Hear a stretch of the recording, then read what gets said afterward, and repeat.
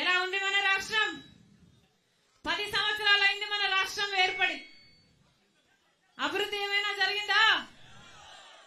10 సంవత్సరాలలో కనీసం పట్టుమని 10 కొత్త పెద్ద పరిశ్రమలు వచ్చాయా? మన బిడ్డలకు ఉద్యోగాలు వస్తున్నాయా? స్పెషల్ స్టేటస్ వచ్చిందా? పోలవరం ప్రాజెక్ట్ అయిందా? హంద్రీనివా ప్రాజెక్ట్ అయినా అయిందా? గాలేరు నగరి అయినా అయిందా? రాజధాని అయిందా? మనం తలెత్తుకొని చెప్పుకునేటట్టు ఇది మా రాజధాని అని 10 సంవత్సరాలైందే, ఇప్పటికైనా సాధించుకోగలిగామా? మరి ఏమైంది? 10 సంవత్సరాలుగా ఎక్కడ వేసిన గొంగలి అక్కడే. ఒక్క అడుగైనా ముందుకేసామా? ఈ 10 సంవత్సరాలలో మనం ఒక్క అడుగు కూడా ముందుకు వేయలేదు అంటే వాస్తవానికి మనం 50 అడుగులు వెనక్కి వేసినట్టు. ఎందుకంటే మిగతా ప్రపంచం అంతా వేగంగా ముందుకు దూసుకుపోతుంది, మనం మాత్రం ఎక్కడ వేసిన గొంగలి అక్కడే ఉండడంతో మనం 50 అడుగులు వెనక్కి వెళ్ళినట్టయి. అది కాదా వాస్తవం? మనకంటూ చెప్పుకోదగ్గ ఒక అభివృద్ధి పనైనా జరిగిందా ఈ 10 సంవత్సరాలలో? ఎందుకని ఒకవైపేమో పాలకపక్షం, ఇంకో వైపేమో ప్రతిపక్షం. ఇద్దరిలో ఏ ఒక్కరైనా ప్రజల గురించి ఆలోచన చేశారా? ఈ 10 సంవత్సరాలలో మనకు స్పెషల్ స్టేటస్ వచ్చి ఉంటే 10 సంవత్సరాలు అయ్యుండు మనకు స్పెషల్ స్టేటస్, ప్రత్యేక హోదా వచ్చి. ప్రత్యేక హోదా 10 సంవత్సరాలు వచ్చింటే ఈ పాటికి ఎన్నో వేల కొద్ది పరిశ్రమలు వచ్చిండు. ఆ వేల కొద్ది పరిశ్రమలతో మన బిడ్డలకు లక్షలలో ఉద్యోగాలు వచ్చిండు. కానీ ఒక్కసారైనా ప్రతిపక్ష నాయకుడు గాని అటు పాలక పక్షం గాని ఒక్కసారైనా ఒక్క నిజమైన ఉద్యమమైనా మన ప్రత్యేక హోదా గురించి చేశారా? ఆ రోజు కాంగ్రెస్ పార్టీ 5 సంవత్సరాలు ప్రత్యేక హోదా అంటే బీజేపీ పార్టీ లేదు, మేము అధికారంలోకి వస్తే 10 సంవత్సరాలు ప్రత్యేక హోదా ఇస్తామన్నారు. అన్నారా లేదా? ఆ రోజు చంద్రబాబు గారు 15 సంవత్సరాలు కావాలి అన్నాడు. ప్రత్యేక హోదా కోసమే బీజేపీతో పొత్తు పెట్టుకుంటున్నానన్నాడు. తీరా ముఖ్యమంత్రి అయ్యాడు, పొత్తు పెట్టుకున్నాడు. బీజేపీ మంత్రివర్గంలో వీళ్ళు కేబినెట్ ర్యాంక్ మినిస్టర్లు కూడా తీసుకున్నారు. కానీ ప్రత్యేక హోదా ఏమైంది అంటే మళ్ళీ ఒక్కసారి కూడా ప్రత్యేక హోదా గురించి మాట్లాడలేదు. మాట్లాడకపోగా ప్రత్యేక హోదా గురించి మాట్లాడిన వాళ్ళ మీద కేసులు పెట్టారు, జైళ్లు పెట్టారు.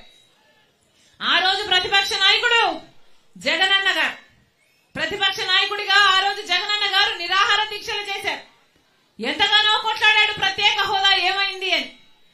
ఆ రోజు జగనన్న గారు ప్రతిపక్ష నాయకుడిగా రండి మూకుమ్మడి రాజీనామాలు చేస్తాము అన్నాడు. మూకుమ్మడి రాజీనామాలు ఎంపీలందరూ రాజీనామాలు చేస్తే మనకు ప్రత్యేక హోదా ఎందుకు రాదో చూద్దాము అన్నాడు. తీరా ఎన్నికలు వచ్చాయి, జగనన్న గారు ముఖ్యమంత్రి అయ్యారు. జగనన్న గారు ముఖ్యమంత్రి అయినాక మళ్ళా ఒక్కసారైనా ప్రత్యేక హోదా గురించి ఒక్క నిజమైన ఉద్యమమైనా చేశాడా?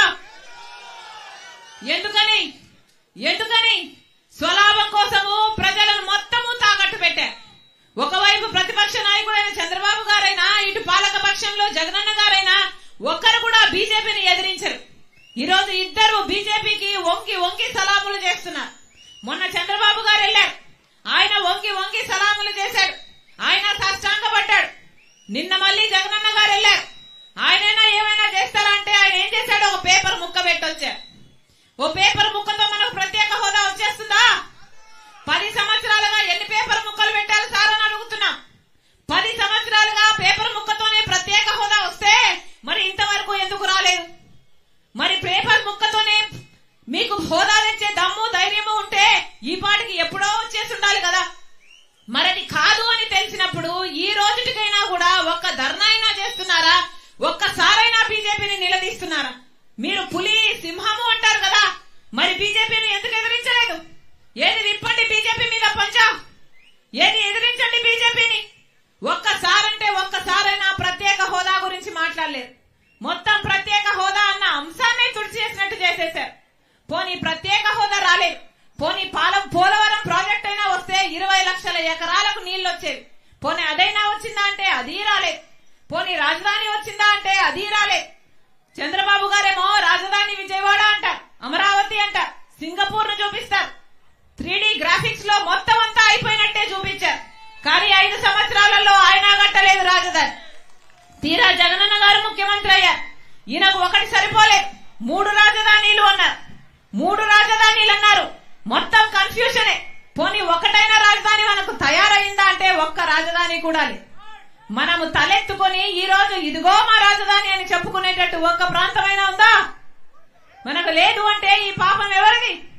అటు పాలక పక్షం అటు ప్రతిపక్షానిది కాదా? మనకు బీజేపీ పార్టీ ఈ 10 సంవత్సరాలలో ఒక్క మేలైనా చేసిందా? ఒక్క వాగ్దానమైనా నిలబెట్టుకుందా? ఒక్క వాగ్దానము నిలబెట్టుకోలేదు, ఒక్క హామీని నెరవేర్చలేదు. అయినా కూడా ఇటు పాలక పక్షం అటు ప్రతిపక్షం వంకి వంకి దండాలు పెడుతున్నారు. ఏం అవసరం ఉంది అని అడుగుతున్నా. ఈ రోజు ఇద్దరికి బీజేపీ కావాలట. ఈ రోజు ఇద్దరికి బీజేపీతో దోస్తీ కావాలట. ఇటు చంద్రబాబు గారికి బీజేపీ కావాలట, ఇటు జగనన్న గారికి బీజేపీ కావాలట. బీజేపీ పార్టీ ఇద్దరికి కావాలట. ఇద్దరిని పెట్టుకుని బీజేపీ పార్టీ డ్యూయెట్లు పాడుతుంది. ఇది ఒక ట్రయాంగిల్ లవ్ స్టోరీ అయిపోయింది. ఏం జరుగుతుంది మన రాష్ట్రంలో? ఒకరేమో ప్రత్యక్షంగానే బీజేపీతో పొత్తు పెట్టుకుంటున్నారు, ఇంకొకరేమో పరోక్షంగా ఎప్పటి నుంచో బీజేపీ పార్టీతో పొత్తుంది. ఏం అవసరం ఉంది అని అడుగుతున్నా. మనకి ఏం చేశారని బీజేపీ పార్టీకి అంతా వంకి వంకి సలాములు చేస్తున్నారు.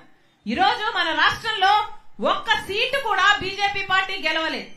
ఒక్క ఎమ్మెల్యేను గెలిపించలేదు మన ప్రజలు బీజేపీ పార్టీ నుంచి. ఒక ఎంపీని కూడా గెలిపించలేదు బీజేపీ పార్టీ నుంచి. అయినా కూడా మన రాష్ట్రం మొత్తం బీజేపీ పార్టీకి వశమైపోయింది, కైవశమైపోయింది. ఈ రోజు ఏ పార్టీ మన రాజ్యంలో రాజ్యం ఏరుతుంది అంటే అది బీజేపీ పార్టీ. ఎందుకంటే ఇటు అధికార పక్షం అటు ప్రతిపక్షం ఇద్దరు బీజేపీ పార్టీకి లొంగిపోయారు కాబట్టి వీళ్ళిద్దరూ బీజేపీ పార్టీకి బానిసలు అవ్వడమే కాకుండా ఈ రోజు ఆంధ్ర రాష్ట్ర ప్రజలను మొత్తం బీజేపీ పార్టీకి బానిసలను చేయాలని చూస్తున్నారు. ఇందుకేనా వీళ్ళకు ఓట్లేసింది? ఇందుకేనా వీళ్ళను గెలిపించింది? ఒక్కరంటే ఒక్కరైనా నిజంగానే ప్రత్యేక హోదా కోసం కొట్లాడుంటే ఈ పార్టీకి మనకు ప్రత్యేక హోదా ఎప్పుడో వచ్చింది. ఈ పార్టీకి మన పోలవరం ప్రాజెక్ట్ ఎప్పుడో పూర్తయి. ఈ పార్టీకి మనకు రాజధాని, బ్రహ్మాండమైన రాజధాని ఎప్పుడో వచ్చింది. కానీ ఒక్కరంటే ఒక్కరు నిజమైన ఉద్యమం చేయలేదు. ఈ 10 సంవత్సరాలు మన రాష్ట్రం మొత్తం అంధకారం అయిపోయింది. ఈ రోజు మన బిడ్డలకు ఉద్యోగాలు లేక ఇతర రాష్ట్రాలకైనా పోతున్నారు, లేకపోతే 10,000 12,000 రూపాయలకు చిన్న చిన్న ఉద్యోగాలు చేసుకునే కర్మ. ఎందుకంటే ఈ రోజు మనకు ప్రత్యేక హోదా లేదు కాబట్టి, పెద్ద పెద్ద పరిశ్రమలు రావడం లేదు కాబట్టి, మన బిడ్డలకు ఉద్యోగాలు లేవు కాబట్టి ఆఖరికి ఎలా తయారవుతుందంటే మన బిడ్డలు ఎవ్వరూ ఇక్కడ ఉండరు. మొత్తం అందరూ వలసల పోతే ఆంధ్ర రాష్ట్రంలో యువతే లేకుండా పోతుంది. ఇదేనా మనకు కావాల్సింది? ఎన్ని మాటలు చెప్పారు. రాజశేఖర రెడ్డి ఆశయాలు అన్నారు. రాజశేఖర రెడ్డి గారు మాట తిప్పడు మడమ తిప్పడు అన్నారు. ఒక్క అవకాశం ఇమ్మని అడిగారు. మీతో పాటు మేము కూడా జగన్మోహన్ రెడ్డి గారు ముఖ్యమంత్రి అయితే ప్రత్యేక హోదా వస్తుంది అని విశ్వసించాం. తీరా చూస్తే ఏమైంది? ఇదేనా రాజశేఖర రెడ్డి గారి ఆశయాలను నిలబెట్టడం అంటే? ఎంతమంది నమ్మి ఓట్లేశారు కదా. ఒక్కసారైనా ఒక్క నిజమైన ఉద్యమమైనా చేశారా? అసలు రాజశేఖర రెడ్డి గారి ఆశయాలను కాపాడే వాళ్ళేనా వీరు? రాజశేఖర రెడ్డి గారు రైతుల్ని ఎలా చూసుకున్నాడు? రాజశేఖర రెడ్డి గారు పాలనలో రైతే రాజు. అప్పుడు వ్యవసాయం పండుగ. రాజశేఖర రెడ్డి గారు ఇన్పుట్ సబ్సిడీ ఇచ్చారు, విత్తనాల మీద సబ్సిడీ ఇచ్చారు, డ్రిప్ మీద సబ్సిడీ ఇచ్చారు, యంత్రాల మీద సబ్సిడీ ఇచ్చారు, పంట నష్టపోతే పంట నష్టపరిహారం ఇచ్చారు. ఎన్ని చేశాడు రాజశేఖర రెడ్డి గారు? పెట్టుబడి ధర తగ్గించాడు, రాబడిని రెట్టింపు చేశాడు. ఆ రోజు వ్యవసాయం పండగ. అంత పెద్ద పీట వేశాడు రాజశేఖర రెడ్డి గారు వ్యవసాయాన్ని. మరి జగనన్న గారు ఏం చేశారు? ఈ రోజు వ్యవసాయం ఎట్లుంది?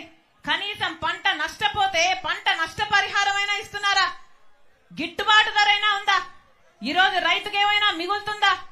ఈ రోజు మన రాష్ట్రంలో అప్పు లేని రైతు ఇంకా ఎవరైనా ఉన్నారా? ఏమన్నా అప్పు లేని రైతు ఎవరైనా ఉన్నాడన్నా? చేయొద్దండి అన్న. అప్పు లేని రైతున్నారా? ఎవరూ లేరు. మొత్తం అప్పుల పాలైపోయారు. రాజశేఖర రెడ్డి గారు